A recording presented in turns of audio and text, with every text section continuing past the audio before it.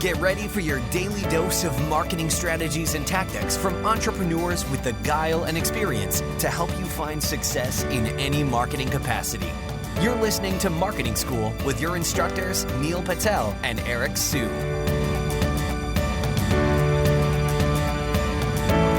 Welcome to another episode of Marketing School. I'm Eric Su. And I'm Neil Patel. And today we're going to talk about our favorite marketing book. So I'll go ahead and kick things off. I think the most valuable book I've read probably in the last year or two is called The Breakthrough Advertising. And it's actually very hard to find.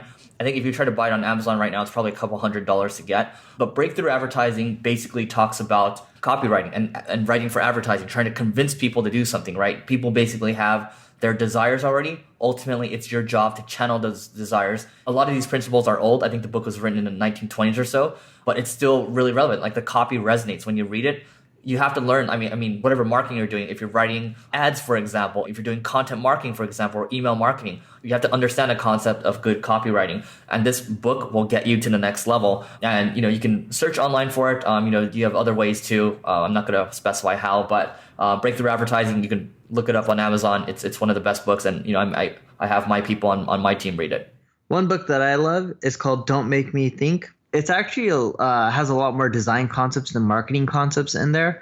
But as a marketer, if you can't figure out how to make your UI, your landing pages easy to understand, flow through, click, etc., then people aren't going to convert. So check out that book, Don't Make Me Think. And the reason I love it is most marketers think about traffic and they rarely think about design, user interfaces, usability, because all of that actually does affect marketing. It doesn't matter how much traffic you drive. If the landing page is confusing, the design sucks, people won't convert. All right. The next one is Influence. Influence is a great book talking about the psychology of what makes people tick. How do you influence people to do something? So there's an example in the book that talks about the concept of price anchoring. So, if you walk into a designer store and you're looking at a jacket and it says $1,000 on it, well, it's too expensive, right? And as you're walking out, the salesperson stops you and says, hey, that's a nice jacket, right? Well, guess what? It's only $300 today. So in effect, you've anchored it so high that $300 seems so cheap, you're going to go ahead and buy it, right? And there's so many other examples in there where, for example, there's a bunch of people waiting in line to make a Xerox copy.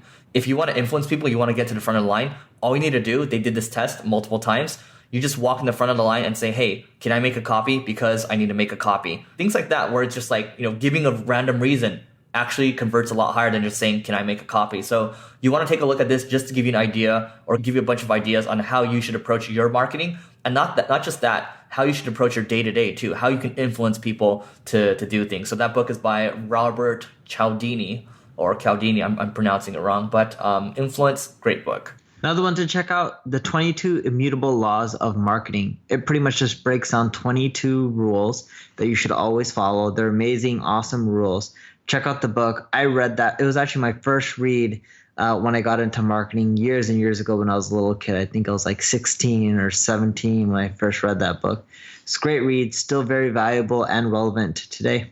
All right. And the next one is DotCom Secrets. So this one's fairly recent, about 2 years old. This is written by Russell Brunson.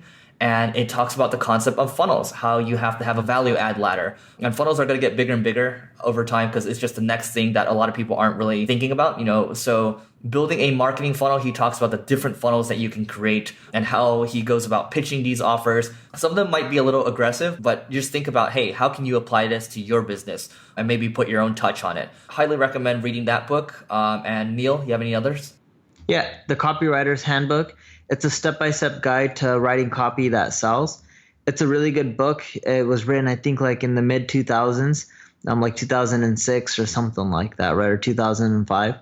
And that book teaches you a lot of principles about copywriting, how to write amazing copy. And speaking about copywriting, you should also check out David Ogilvy. He has a ton of books himself. He's the father of advertising, one of the best copywriters out there that ever existed. He just has amazing, life experiences and lessons when it comes to advertising, copywriting, etc. that he shares throughout all of his books as well. The Copywriter's Handbook isn't written by David Ogilvy, but nonetheless, this is still a great book that I love reading when it comes to copywriting. I'm also going to recommend the Boron Letters, which is from Gary Halbert. He has passed away since, but he's known as one of the greatest copywriters of all time. And basically, he wrote these letters to his son, Bond, when he was in prison. And it was just it's basically examples and examples and examples of great copywriting. So again, you look at these things, a lot of these things we're talking about right now, there's going to be examples. And ultimately, just like you're listening to this podcast, if you can get one crazy idea, one great idea from one book, it's paid for itself. One more I'm going to add on top is Seth Godin. So Seth Godin is known as a master marketer. I like looking at his blog every single day. For whatever reason, he has the only typepad blog that works. It's basically like a couple sentences every single day. So look at his blog and then also read his books too. You have Linchpin, you have Purple Cow. He's just a great writer and a great marketer. So that's it for today's episode of Marketing School. We'll see you tomorrow. This session of Marketing School has come to a close. Be sure to subscribe for more daily marketing strategies and tactics to help you find the success you've always dreamed of. And don't forget to rate and review so we can continue to bring you the best daily content possible. We'll see you in class tomorrow, right here on Marketing School.